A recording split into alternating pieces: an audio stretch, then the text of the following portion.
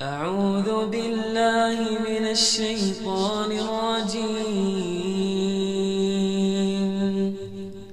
بسم الله الرحمن الرحيم.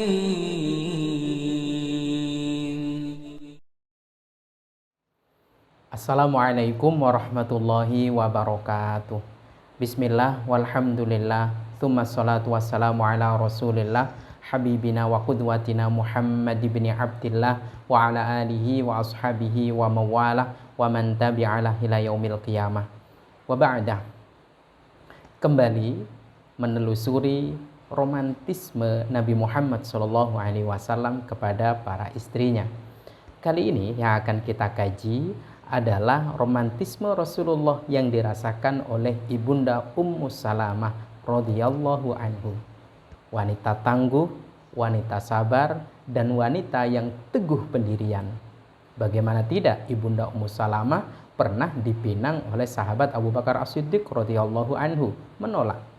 Padahal statusnya sudah janda. Dilamar sahabat Umar bin Khattab radhiyallahu anhu juga pernah, tapi menolak. Dan kemudian ketika Nabi SAW meminangnya, rasanya tidak ada kalimat yang harus diucapkan kecuali ya. Ya, tidak sanggup menolak indahnya kehidupan bersama Nabi SAW. Nah, bagaimana? Sebagaimana yang saya sampaikan bahwa romantisme itu bukan ditemukan pada saat pacaran yang selalu diselimuti dengan nafsu. Bukan ketika manten baru, bukan. Karena memang baru kenal, masih bulan madu. Juga bukan tatkala istri bisa siap melayani kapanpun, dimanapun, tidak. Tapi sesungguhnya dari romantis seorang laki-laki, seorang suami terhadap istrinya adalah tatkala istrinya sedang haid, tatkala istrinya tidak bisa melayani gejolak syahwat dari sang suami. Nah, bagaimana? Kita simak bersama-sama. Bismillahirrahmanirrahim. An Ummi Salamah radhiyallahu anha qalat, diceritakan dari Ibunda Ummu Salamah, semoga Allah meridhoinya, amin. Baina ana muttaja'atun ma'a Rasulillah sallallahu alaihi wasallam fil khamilati. Di suatu malam, kata Ibunda Ummu Salamah, saya itu berbaring bersama Nabi Shallallahu Alaihi Wasallam dalam satu selimut. Itu. Haktu. Tiba-tiba saya merasakan saya haid. Itu. Fa'akhadtu siyaba haidoti.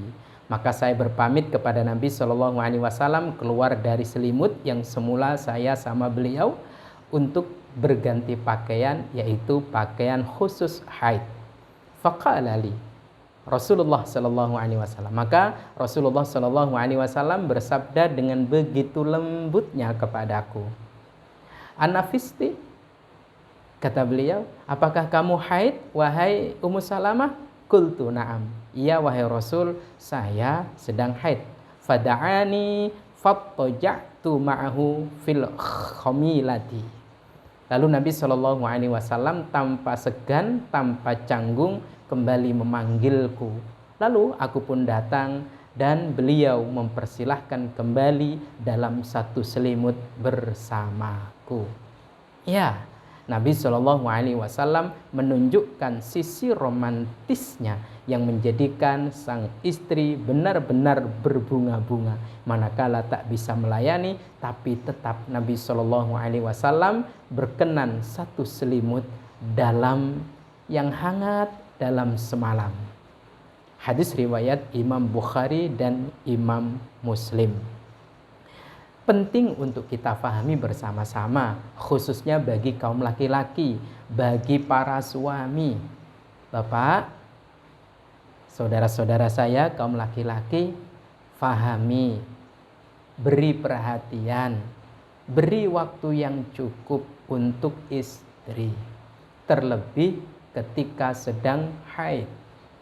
Jangan sampai ketika haid istri sudah ada jarak dengan Allah karena terhalang untuk sholat, puasa, baca Quran, dan juga interaksi yang lain dengan Al-Quran. Lalu kemudian kita kurang memberi waktu, kurang memberi perhatian, bahkan cuek bebek, mancing seharian, goes ndak tahu waktu, sampai waktu yang lama. Kenapa sih kok di luar rumah terus? Habisnya istri haid. Itu ndak patut, itu ndak sunnah Nabi. Maka berulang saya katakan, saya dan kita mungkin ndak sanggup kalau meniru sholatnya Nabi, dimana kalau berdiri lama betul sampai kakinya bengkak. Bukan sujud lama sekali dahinya hitam ya, bukan. Tapi Nabi itu tanda banyak sholat itu kakinya bengkak, bukan dahi hitam. Kakinya bengkak. Tidak sanggup. Kita juga tidak sanggup berpuasa seperti puasanya Nabi. Yang ketika bertanya kepada ibunda Aisyah radhiyallahu anha, apakah pagi ini ada yang dimakan? Tidak ada Rasul. Maka Nabi mengatakan, ya sudah, aku puasa saja. Tidak sanggup saya menahan lapar seperti Rasulullah menahan lapar yang sampai diikat pinggangnya itu diselipkan baju untuk mengganjalnya. Siapa tahu kita dimampukan oleh Allah Subhanahu wa taala, dan mudah-mudahan kita dimampukan meniru Nabi, ya, mengikuti sunnah Nabi dalam hal memperlakukan istri dengan sebaik-baiknya, memberi waktu yang cukup, memberi perhatian lebih tatkala sedang haid.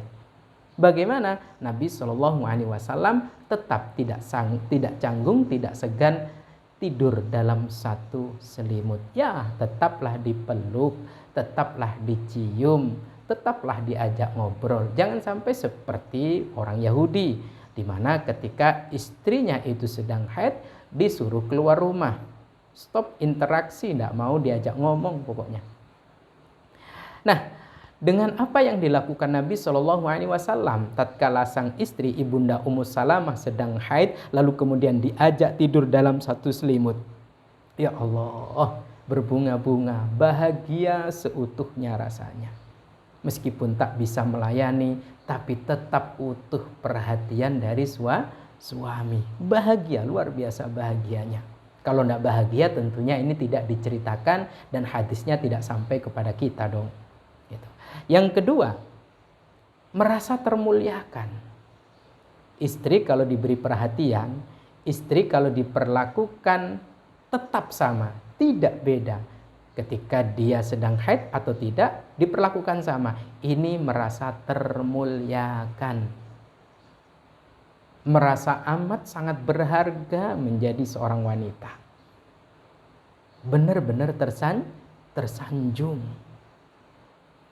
Pada saat yang sama tentunya ibunda Ummu Salamah dan tentunya wanita mulia di rumah kita akan merasa tentram dan damai.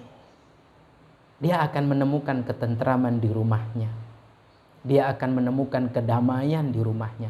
Dan tatkala seorang wanita menemukan tempatnya yang damai, yang tentram, tidak di tempat lain kecuali di rumahnya, Allahu Akbar. Ini persis sebagaimana wanita-wanita yang ada di pelukan Nabi Shallallahu Alaihi Wasallam. Waqarna fi buyutikunna. Maka banyak waktunya dia habiskan di rumahnya, dan itu memang yang tepat dan benar.